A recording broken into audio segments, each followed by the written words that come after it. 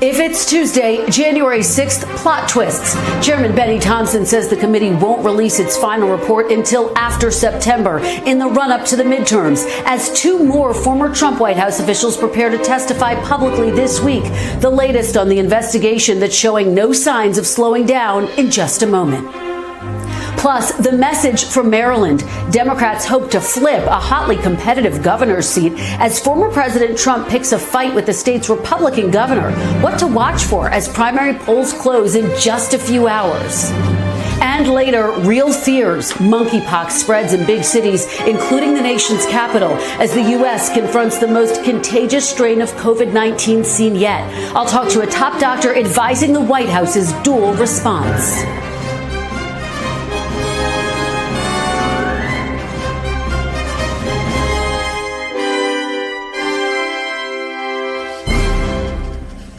Welcome to Meet the Press Now. I'm Kristen Welker. We begin with new developments, new witnesses, and a new timeline involving the House's investigation into the January 6th insurrection. NBC News has learned two former Trump White House officials are expected to testify publicly for the first time in this Thursday's primetime hearing. They are former National Security Council member Matt Pottinger and former Deputy Press Secretary Sarah Matthews. Both were at the White House as the attack unfolded, and both resigned in the immediate aftermath of the insurrection. They are expected to be key figures as the committee lays out its final piece of the January 6th timeline, the 3 hours between when the rioters breached the Capitol and when then President Trump finally told his supporters to leave. This week's hearing may not be the committee's last one, though. In fact, Chairman Benny Thompson told NBC News yesterday the committee might not wrap up its work for months. They're preparing to release a scaled-back report in September, though, and fuller report later in the year. That means the committee's final report and any potential criminal referrals could collide with the midterm elections and with a potential announcement by former President Donald Trump as he prepares to declare his 2024 candidacy. Still, the committee says the political calendar isn't impacting its decision making. The committee, can't weigh what the former president's political calendar may or may not be. We are a nation of law, and if a person breaks the law, or is accused of breaking the law, one who can get accused because he's running for president. So Donald Trump is just like any other American citizen. Meanwhile, in a statement to NBC News, the Secret Service has confirmed the National Archives is seeking information about deleted text messages from around the time of the insurrection.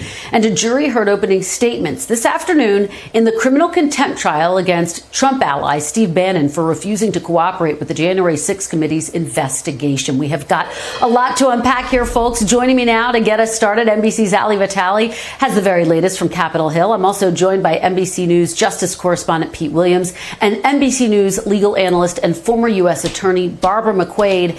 Ali, I have to start with you on Capitol Hill and the announcement about this timeline, the fact that they're going to work past September, maybe even up to the midterms, the fact that the final report is not expected until then. What does this tell us about the status of the investigation and where they are right now? They just want to keep going in terms of getting information from people that are still coming forward. We know, for example, Christian, today they're doing another transcribed interview with a low-level Trump staffer from the Trump White House. So they still have people coming forward, and they're still actively getting information. You saw there that I was talking with Chairman Benny Thompson, and what he told me in part was new, which is that they've always said that they were going to wait until the early fall to release a final written report, and that there was likely going to be some kind of hearing presenting those findings. But then yesterday he said that the committee had recently decided that in between this end of hearings that we're seeing on Thursday and that larger final report sometime in the early fall, they're going to be introducing a scaled back report that sort of provides an intermission, if you will, between the actual hearings and the final report. Another chance for this committee to present its findings publicly and really keep this front of mind for the American public. I do think, too, the thing that's interesting, and you saw Pete Aguilar answering me earlier today about the political calendar not being a consideration, they are really in this to just continue presenting the facts as they get them. It's why they've seen some disruptions in their hearing schedule, having to postpone certain hearings or pop up certain hearings as information arises. But at the same time, that's kind of been the juggling act of this committee the entire time. Active fact-finding and active laying out of the facts. It has been, Allie, and of course looming over all of this is whether the committee will make a criminal referral to the Justice Department. Right. Of course, as Pete will tell you, that's not going to impact what the Justice Department decides to do. But how does the timeline potentially influence whether the committee feels emboldened to do that, to take that step? Well, look, the entire time they've said that they're really on no one's timeline but their own. The only thing that they can't control here is the fact that the midterm elections come in November, and there is a high possibility that control of this House chamber changes from Democrat to Republican, and that's a deadline that the committee has to abide by, because our expectation is that if Kevin McCarthy or someone else in the Republican conference becomes Speaker of the House, they're going to disband the January 6th committee, and that is going to be the end of the committee's ability to do its work. So I was struck today when Pete Aguilar told me that they're going to run through the tape, sprint through the tape. The tape technically is at the end of the year, or rather in January when they swear in a new Congress. In theory, that could mean that the committee will continue to publicly do its work, both privately finding out new information, but also publicly presenting that information. They could technically do that for months. At the same time, you got to wonder if there's not a law of diminishing returns here. The question that I've continued asking multiple of these committee members is, okay, I know that this is an active investigation, but at what point do you actually put the pen down? And that's the question that they don't really seem to have an answer to yet. Yeah, you're absolutely right, and it continues to loom large over these proceedings. Pete, let me turn to you now with this development. The National Archives asking the Secret Service to investigate the, quote, potential unauthorized deletion of text messages on the day of January 6th and then the day before. What can you tell us and where this stands? How significant is this development? Well, there is a federal regulation that whenever government documents may have been improperly deleted, the National Archives will demand an answer within 30 days, and that's what's happened. The Archives has sent a letter to the Secret Service saying, we've read about this, we want to know what happened, please get back to us in 30 days. Now, the Secret Service has said that this was all part of a normal process that had been planned since the year before the riots to transition to a new system for Secret Service phones that started in January, and that migration was going on when January 5th and 6th happened, and some of those text messages were deleted that agents didn't properly back up. But the Secret Service has also said that because agents don't use text messages much, there won't be much to find. But of course, the problem is, without being able now to go back and get them, it'll be hard to prove that. The Secret Service has said that so far it has not been able to recover any of those messages that were lost during the migration process. It also says it's turned over an enormous amount of material to Homeland Security and to the committee. But in terms of those texts, so far they haven't been able to recover them. Not clear if they will.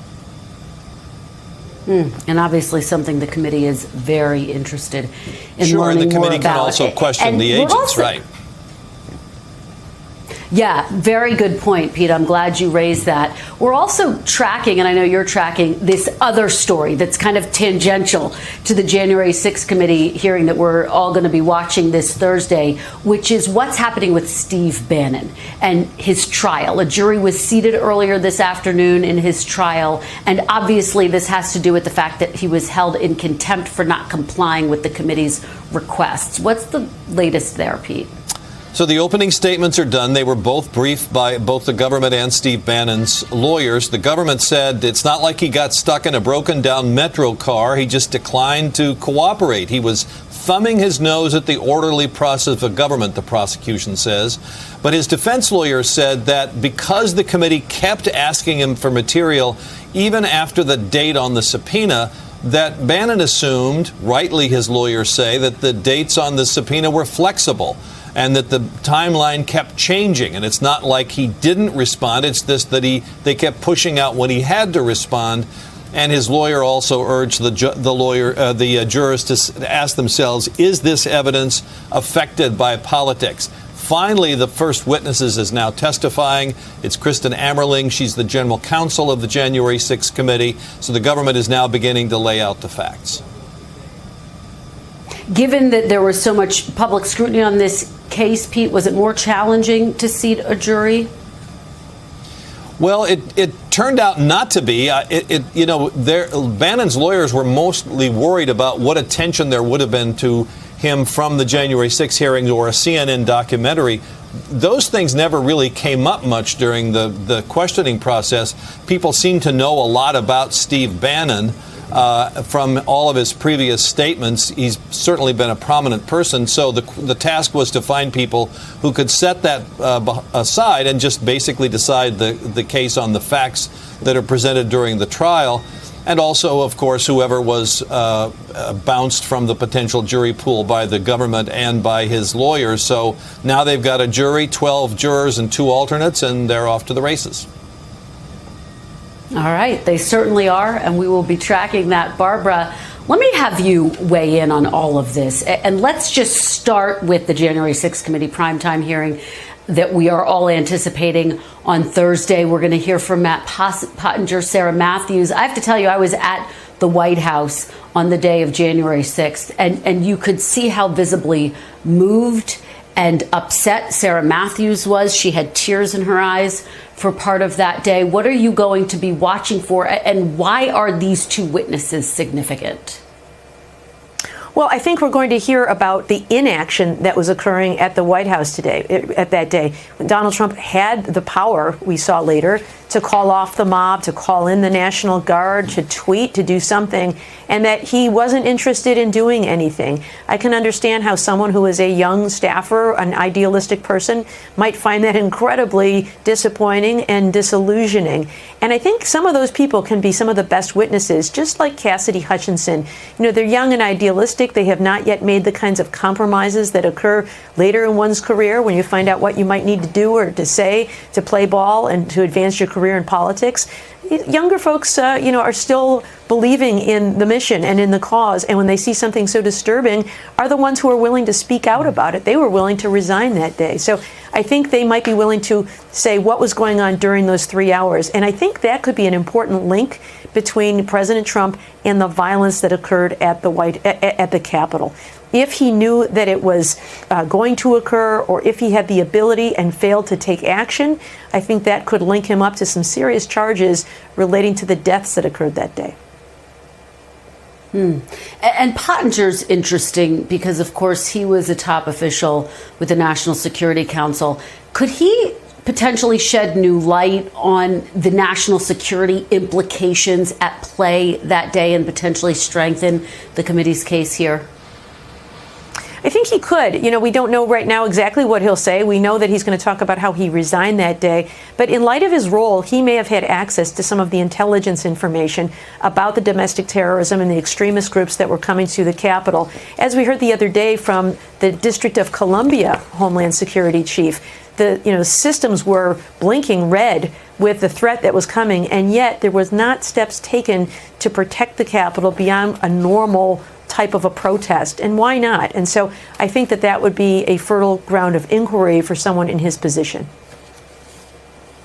Let me get you to weigh in on what I was just talking about with Pete and these text messages that the Secret Service deleted. And obviously, the committee wants to get its hand on these text messages. Yesterday, a top watchdog filed a complaint against the Secret Service, alleging that the Secret Service had broken the law by deleting them, even if it was by accident.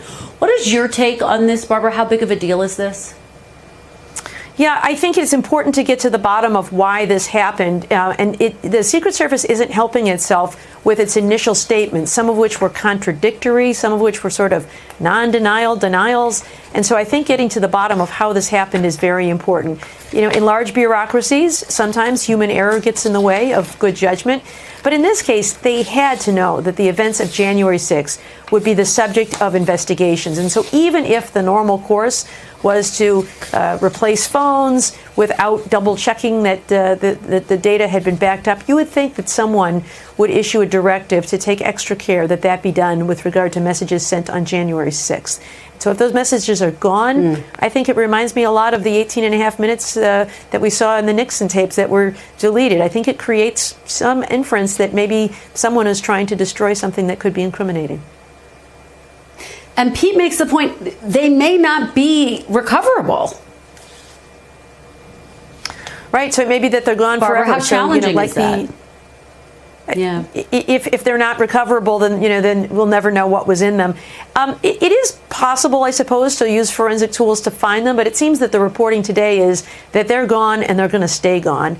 And so that, I think, is what requires an investigation into why are they gone? Was there some motive to get rid of something? Is this evidence of consciousness of guilt? Was there some smoking gun that someone wanted to destroy? I think all of those questions need to be answered. And finally, Barbara, I was talking about the political calendar with Ali Vitale. That's how we started this conversation. How do you think that the political calendar may impact any ultimate decision by the DOJ? Now, obviously, the DOJ is going to say, look, they are not paying attention to the political calendar, and yet it looms over everything. Yeah, I don't think they care much about the political calendar with the midterm elections. That doesn't really affect any decisions they're going to make. I don't think that they have the ability to pull this case together before the midterm elections. As we see with the committee hearings, there's always one more witness and more information to find to get your arms around the whole thing. But I do think that as they approach 2024 and those elections, that could cause some heartburn because, number one, if they're voted out of office, they're never going to get a chance to try any case that they charge. There are also election sensitivities that say prosecutors should not initiate charges when there's an election coming up for a candidate on the ballot. So I would think that to the extent Donald Trump is a primary presidential candidate, those primaries occur in early 2024. They would want to be finished with any criminal charges well before then. So I would think a realistic deadline for these charges is sometime in 2023. Okay. Great conversation. Great way to start all of this off. Ali, Pete, and Barbara McQuaid, thank you so much. Really appreciate it. And coming up, if it's Tuesday, it's Election Day somewhere. We have new reporting as Maryland voters hit the polls with a Republican candidate on the ballot who helped organize January 6th demonstrations, plus Uvalde's aftermath. In the wake of a scathing report on law enforcement's response to the shooting, heartbroken parents demand new leadership and major changes at a contentious school board meeting. Details on that meeting and the response ahead. You're watching Meet the Press now.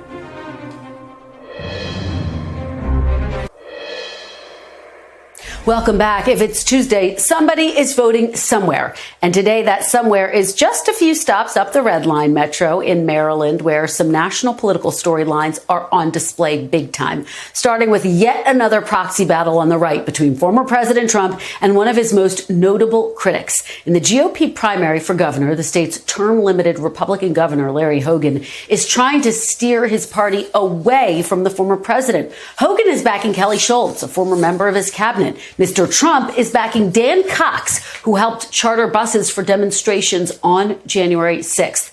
As we've seen in other states, the Trump-backed candidate is getting some financial support from Democrats, hoping to elevate the candidate they perceive as less electable this November. According to our NBC News political unit, while Dan Cox has spent $20,000 over the airwaves, the Democratic Governors Association has spent more than $1 million. That's right, $1 million on ads that highlight his right-wing positions like this. Meet Dan Cox, Donald Trump's hand-picked candidate for Maryland governor. Cox worked with Trump, trying to prove the last election was a fraud. 100% pro-life. He's fighting to end abortion in Maryland. And Cox will protect the Second Amendment at all costs.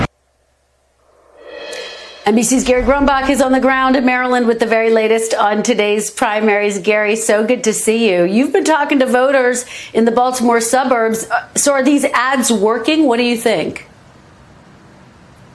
Not with the voters that I've been talking to. You know, they care about a lot of things in this election. Everything from education to abortion to guns to whether or not they're going to have food to put on their table, gas prices. One thing they don't care about are these ads. But it is interesting because we spoke to former Education Secretary John King, who's actually running for governor as well on the Democratic ticket in Maryland here. And he said it's a terrible idea to have something like this. And he really believes it can backfire. And what they care about is, and voters, is those kitchen table issues. Take a listen to some folks I talked to this morning. I will tell you, I don't care about the endorsements of Trump or the governor.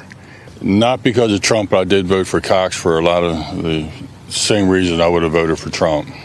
What were those reasons? Mostly financial. I mean, my retirement, I'm so close to retirement, I need to get back on track.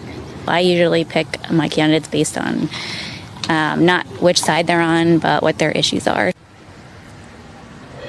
So they don't care about the endorsements. They don't care about what the Democratic Governors Association is doing, but they are voting. We spoke to people inside this precinct here in Carroll County, which is a rural county about 45 minutes west of Baltimore. It actually was a county that Donald Trump won by more than 60% in both 2016 and 2020. And they say they've had above average turnout for what is a governor's year election off of a presidential year. But another thing, we may not find out these results until Thursday because of a rule that Maryland has that you cannot open any of the mail-in ballots until 2 days after the election. And we're told there's more than 400,000 mail-in ballots that have been requested. Kristen? Well, and it's interesting to hear that turnout is so high already, Gary. We'll be curious to see what the final numbers show. I want to ask you, before I let you go, about the three-way race in the Democratic gubernatorial primary. Some big names getting on board with this one. Yeah, that's right. It's sort of the old guard versus the new blood. That's sort of what we're seeing on the Democratic side. We've got people like Tom Perez and Tom Perez against Wes Moore. Wes Moore is somebody who does have no political experience. He has a Rhodes Scholar. He is a former combat veteran. He served in Afghanistan, but he has no political experience. He's an entrepreneur. Tom Perez is a big name that everybody knows. He is the former chair of the DNC. He's the former labor secretary. And then you got Peter Franchot, who is a longtime comptroller in the state as well. Those are the three-way tie up at the top of the list of those 9 candidates. So it will be interesting to see what ends up in terms of turnout. But it's an old guard versus new blood situation on the Democratic side. Kristen? It sure is. It's going to be a busy night and possibly a busy couple of days for you, Gary. So get your coffee out. Thank you so much. Let's delve deeper now. Joining me now to discuss this further is Washington Post national political reporter Eugene Scott. Also with us, Democratic strategist Adrienne Elrod and Republican strategist Doug Heye. Thanks for all of you for being here. So, Eugene, I want to start with you. Look, this is a potentially risky strategy by the DGA. They're not just spending on behalf of the Trump-backed candidate who paid for buses to January 6th. They're also bankrolling his entire campaign on the airwaves. So what do you make of this strategy? You think it's going to pay off, or is it too risky? Well, we don't know. We do know that in some races, this strategy has paid off, and in others, it hasn't. And so we'll have to wait and see. But I think it's true that Democrats have sometimes underestimated just how appealing conservatives with messaging that people on the left would consider, far-fetched is to many voters that Democrats were hoping to reach and connect with. And so some could argue that perhaps those funds would have been better spent trying to get those voters to back the Democratic candidate opposed to propping up this conservative who's doing better than they were hoping he'd do. Doug, what do you make of this strategy? And I should note that we actually just lost our signal with Adrienne, so we'll try to get her back. While we do that, Doug, weigh in on this strategy. How do Republicans kind of counter program when this happens? And you see a similar thing taking place in Pennsylvania with Doug Mastriano, who is someone who supported the so-called big lie. And now it looks like he has a shot of potentially being a real contender for Pennsylvania's next governor. And he's been propped up by Democrats. Yeah. Well, first, I should say with full disclosure, on the Republican side, Kelly Schultz is an old friend and a colleague who I'm backing 100%. On the Democratic side, Wes Moore is a friend who I hope gets through in his primary as well. I think that would be a great result for Maryland if it was Kelly Schultz versus Wes Moore. That's new blood. But obviously, Democrats here are playing with fire. If they truly believe their rhetoric that we've heard, since January 6th, but even before, of the very threats to our foundations of our democracy through what we've seen from Donald Trump and his supporters. If you truly believe, Democrats, that these are existential threats to women with what's happened in the Supreme Court decision and in state houses throughout the country, then you're playing with matches. It's very hard for Republicans to really counter-program this because you have a campaign plan where you're emphasizing what you want to talk about. You're getting your name ID out there, and not just outside groups, but Democrats are coming and raising your opponent's name ID. It's very difficult to counter, even if you emerge. And in Pennsylvania, it sure looks like there's a good chance that Doug Mastriano can win. Democrats are playing with fire by doing this.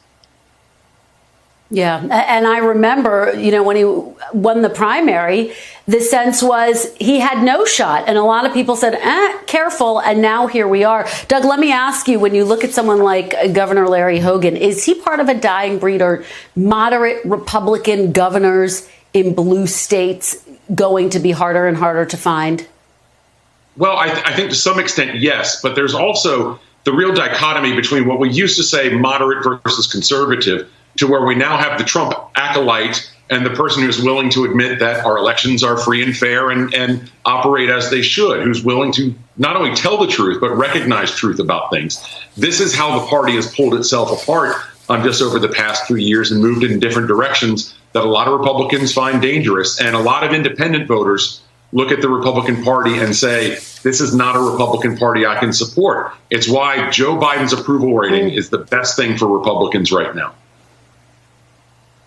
It is certainly looming very large over Democrats. In fact, according to a new CNN poll, President Biden's at a 38% approval rating. And that number comes, Eugene, as our Mike Memley is reporting, that the White House is considering overhauling its messaging heading into the midterms. What do you make of that? And is it too little too late? Well, it's not too late. I mean, I think you often hear strategists argue that decisions are made by Labor Day, and we've got some ways to go until then, although a lot of people do already know what they want to do when the midterm elections come. But I think what the White House understands is that time is precious, and that if they don't make some significant changes to connect with the issues that voters say they care about most, the midterms could be worse than they feared. But it's also possible that if they pivot and perhaps implement some type of strategy that really gets to the heart of why people who may be more likely to vote Democrat aren't considering doing something differently, that maybe things could work out better for them, this midterm. Let me delve into those numbers a little bit deeper. The CNN poll shows Biden's at 38%. The generic ballot, though, is tied, and there's an 8-point gap between Biden's approval and the Democratic generic ballot. How do you explain that dichotomy, Eugene? What do you think?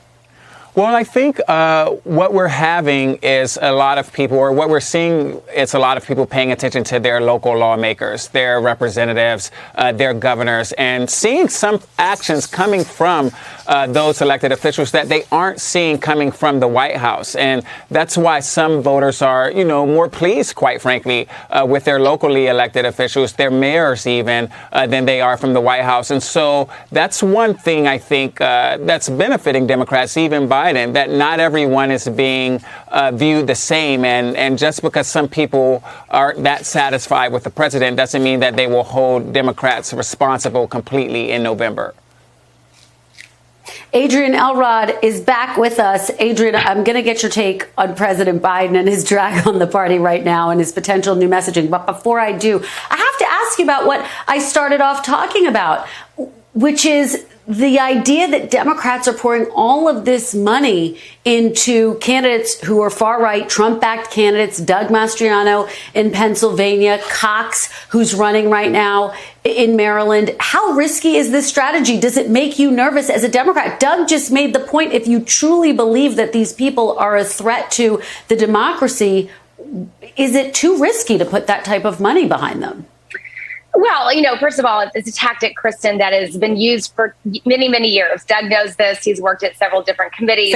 He knows that this is something that the opposite party tends to do. You want to run against the weakest candidate in the general election. So that oftentimes means that through third party groups or, donors, perhaps you try to prop up the candidate that you think is the weakest. But yes, of course, we've entered a new era where this is potentially risky, because if Doug Mastriano does become the Pennsylvania governor, that puts us in a very dangerous situation, not only as a democracy, but also, of course, as Democrats, having chances to win there in 2024. So it certainly comes without risk, but it's also not a new strategy at all. We've been doing this for a long time on both sides. Let me have you weigh in on what I just asked Eugene about, which is that according to our Mike Memoli, the White House is changing its messaging strategy heading into the midterms. This is something that you and I have spent a fair amount of time talking about, Adrienne, the challenges with the messaging actually breaking through. Do you think that they are making this shift in enough time for it to have an impact on the midterms in November? I do. I mean, we have to remember, Kristen, that memories are fleeting. I mean, we're now operating in social media that's 147 characters. People are going to start really paying attention to the election starting Labor Day. That's when early voting starts in a lot of states. That's when people tend to really tune in and determine who they're going to support. And then they start to look at the candidates and decide how they're going to make their decision making. So I think it's fine. I mean, I think what is the most important thing that I'm seeing from this White House that I think some of us weren't seeing for a while is drawing a contrast with Republicans. It's not enough to just go out there and talk about all the things you've done as president and all the accomplishments you've made.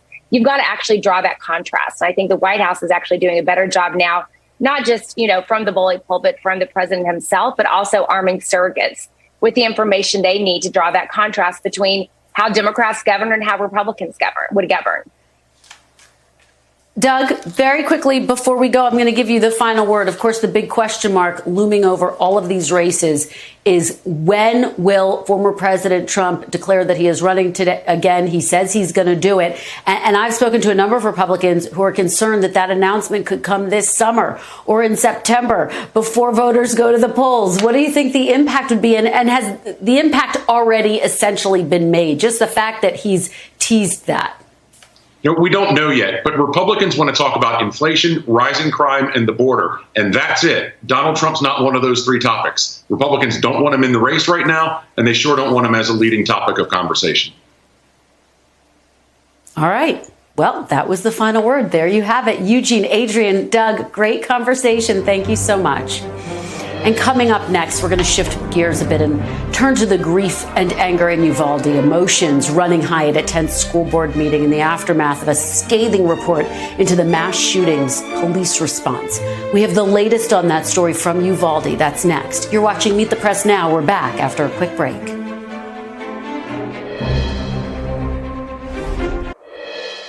Now we're holding you accountable and we're asking you to step down. You do not deserve to be up there. This was the last dress that all my friends saw me on. Most of those kids were my friends. And that's not good. And I don't want to go to your guys' school if they don't have protection. It's time to clean house, and that starts at the top. Welcome back. Well, those were some of the emotional moments from last night's school board meeting in Uvalde, Texas, where parents and even students, you just heard that young girl there, demanded accountability from authorities in the wake of May's shooting at Robb Elementary School. The meeting came a day after a Texas House committee investigating the shooting released a scathing report that found systemic failures in the response to the shooting. But the report did not blame anyone specifically other than the gunman for the attack that left 19 children children and 2 teachers dead. NBC's Guad Venegas joins me now from Uvalde. He's been tracking all of the developments and the emotion there. Guad, thanks so much for joining me this afternoon. We heard from parents last night. You heard from that little girl who was devastated, who said that she does not feel safe. Do you think that that moved the needle at all with the school or with city officials? Is anything going to change? Kristen, that was very emotional. It was very tense, and we could see that the members of the school board were upset during this meeting because there was parents and members of the community that were yelling. We had other students that spoke. The sister of one of the young girls who died in the shooting also spoke last night. And, the people that were speaking on the microphone were actually being interrupted by others that were yelling from behind, asking for accountability. Now, you made reference to the report where they're blaming the shooter for what happened, of course, but the failure they're referring to is making mention of the police officers that responded and the communication. They mentioned in the report that the officers lacked leadership and there wasn't someone that took charge. So because of this, parents are very upset at the school board. They're upset at the police officers that are managed by the school board. Now, we had officers from several agencies, but some of them, including Pete Arredondo, who's the district school police chief, are some of the ones that have been criticized by the parents. Also, the report mentioned there was issues with the school itself, with the doors that weren't locking properly, the perimeter fence. So these are the things that are upsetting the parents that are asking the school board members to create change. But they're also asking, or at least the ones that were there yesterday, kept asking for a new police force for the school district. We have to mention that Pete Arredondo, the current chief, is on administrative leave, but he has not been fired, which is something that the parents were asking for. The school superintendent said they will have a meeting, a closed-door meeting, where they will take into consideration the findings of the investigation and other facts before they make a decision. Kristen? Yeah, the pressure is only mounting on them to actually show some results. And Governor Abbott vowed to take the House committee's report into serious consideration. Has there been any movement, any fallout or action from the governor since then? Right. So we've seen a response at the state level. I should also mention that at the state level, the Department of Public Safety is going to start an internal review of how their officers reacted. About 90 officers that responded and came here the day of the shooting are state troopers. And as you mentioned, the governor has reacted. He put out a statement saying that he will begin to work with the legislature to develop and implement necessary changes to improve public safety, school safety, and also mental health. So there's a long list of initiatives that are going to be taken at the state level that will work precisely on these things: how to make schools safer, how to focus on mental health, and of course improve public safety here in Texas. That was the response by Greg Abbott after the findings of this review by the legislature were revealed over the weekend. Kristen. Well, I know there have been so many developments overnight. Guad Venegas, thank you for being on top of all of them for us. Really appreciate it. Coming up, monkeypox, COVID, and contagion. There are new fears as monkeypox spreads in several major cities amid an ongoing pandemic. I'll talk to a doctor and senior advisor to the administration's COVID response. That's next. You're watching Meet the Press Now.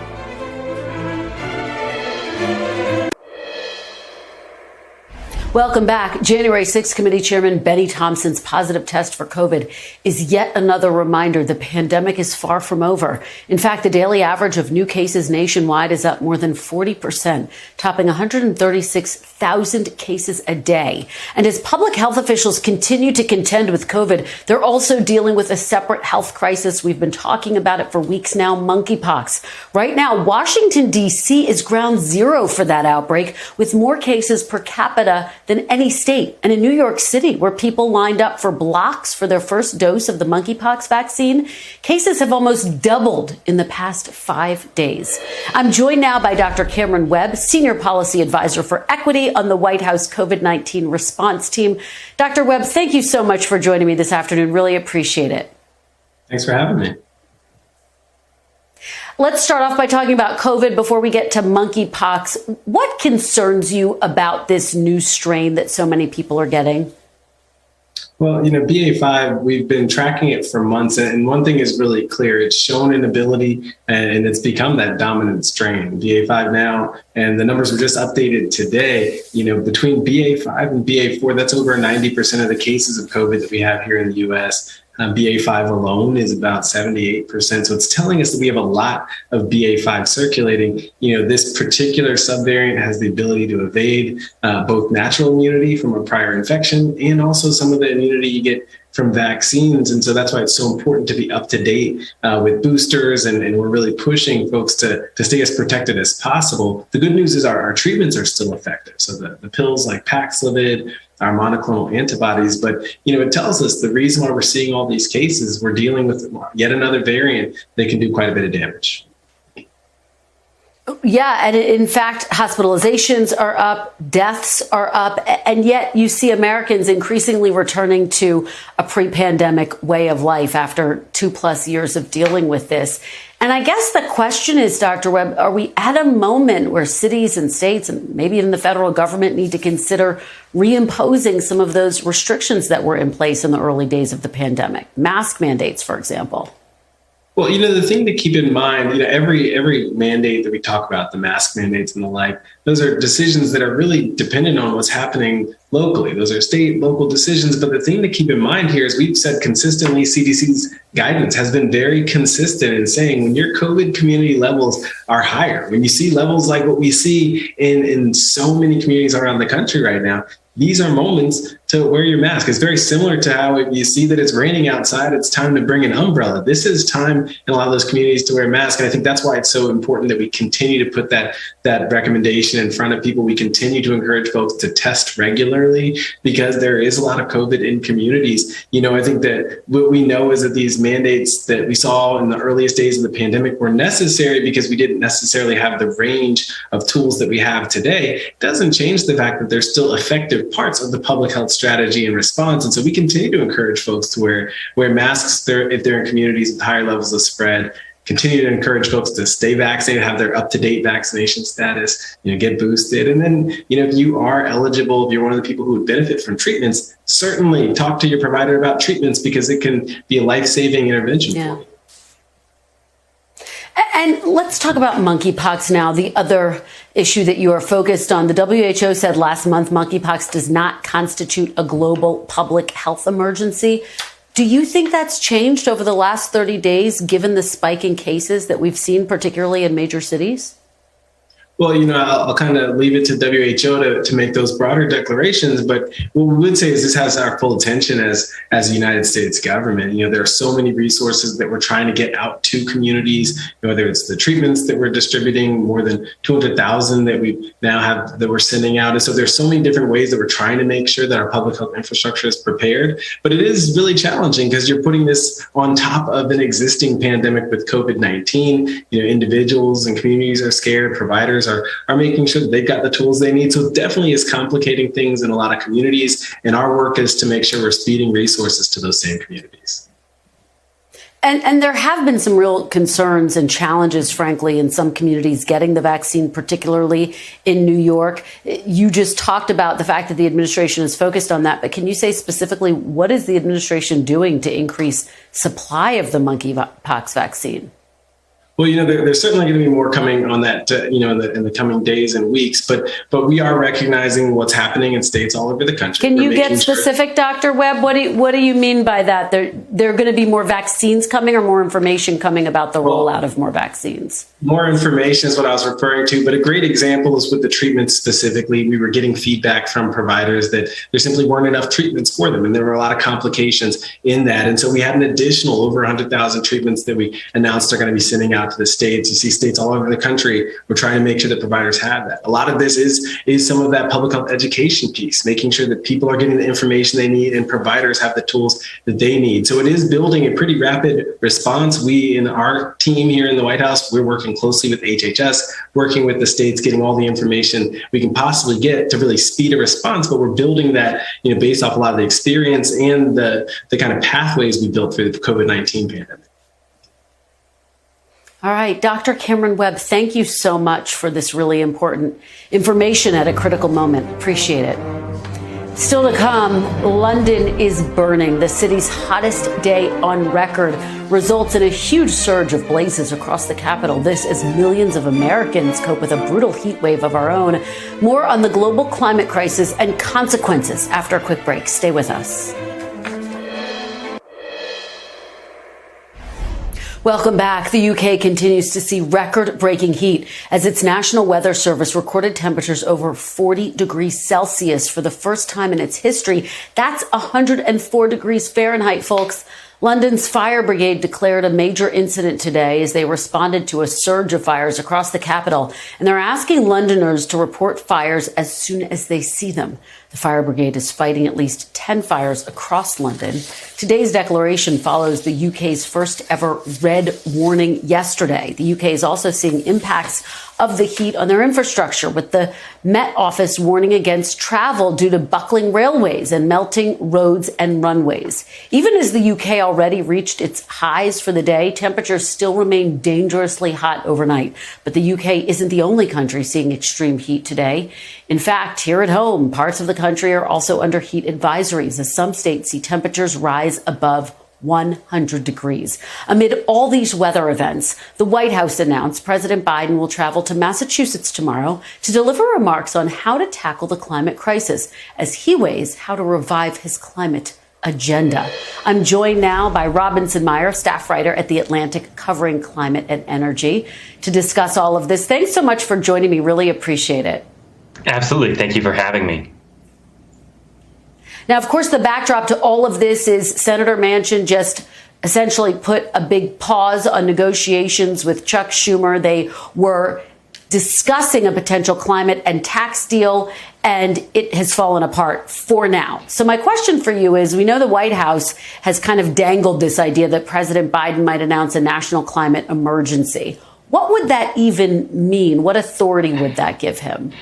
Yeah, well, it's interesting. The national climate emergency has become kind of a litmus test among activists, and it's something that we've heard about them wanting him to declare even before he took the presidency, during the campaign. In terms of what new powers it gives the president, though, it doesn't let him do a lot. I mean, it gives him more trade powers. He could potentially adjust the import and export of fossil fuels. He could maybe use money to build infrastructure that he couldn't otherwise use. But it does not give him nearly the sorts of powers or the ability to reduce emissions that, say, an actual deal over legislation in Congress could have given him. Let me ask you about the discussions with Joe Manchin and the fact that they have now been paused.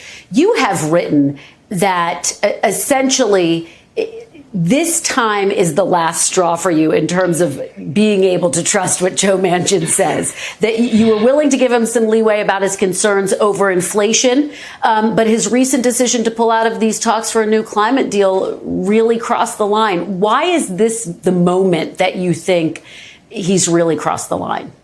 Yeah, absolutely. Well, it's because he suggested the framework that he's now pulling out of. So, obviously the ordeal on what has happened in reconciliation is very long. The story is a very long one. And Democrats have not always done a good job of listening to Manchin's concerns. Manchin has not always expressed his concerns very coherently. However, in March, Manchin said, I'm here to talk about reconciliation. I'm willing to talk about reconciliation, but reconciliation has to do two things. It has to have new taxes to bring in more revenue than it's going to spend, and that's going to reduce inflation. And then maybe we can do some climate and energy spending with the rest of it. For him to now say, I'm too worried about inflation to raise taxes, number one, which makes no kind of economic sense, and number two, to pull out of the climate and energy side, he is pulling out of a framework he proposed, and I think it really validates some of the criticisms of him really never acting in good faith during this process. It certainly makes no sense from an inflationary perspective. Yeah, and I want to delve into that more deeply, but Manchin has said, look, I'm not scrapping this altogether. I'm just saying, let's wait for the next inflation report. Let's see if it starts to tick down a little bit. Why do you think that's not reasonable? Well, because first of all, when we look at what is causing inflation in the first place, it is fossil fuels, right? It is these very high oil and gas prices that are driving price increases across the economy, because almost every good or service across the economy has transportation costs somewhere in it, and the surging price of oil has caused some of those big price spikes. Any bill of this type to get the economy off oil or make it less dependent on oil should kind of be deflationary in the long run. But the second thing is, whether we're worried about inflation or not, this bill was going to suck more money out of the economy than it spent into it. And that should reduce demand across the economy. That should cool inflation. And so it kind of doesn't really matter what the next data says. If he's worried about inflation, you actually want to pass some kind of new taxes or raise rates somehow, just do something to suck cash out of the economy, which is exactly what this bill is supposed to do. And we really have less than a minute, but very quickly, the message that this sends globally, particularly when you have the Biden administration trying to convince other countries to combat climate change. Yeah, absolutely. I mean, it's a huge setback for any attempt to turn America into a climate leader. I think the issue here is the United States has never acted particularly virtuously on this issue. We've always been held back by policy. There was a sense that might be changing this time. Unfortunately, that's not going to pan out, and we're going to continue to see any leadership here kind of get eclipsed by China or Europe. Such great information, Robinson Meyer. Thank you so much for joining us with all of that, all of your reporting and insights. Appreciate it. Absolutely. Thank you. Thank you for being. Thank you. Thank you for being with us this hour. Chuck will be back tomorrow with more Meet the Press Now. NBC News Now coverage continues with my friend and colleague Tom Costello right now.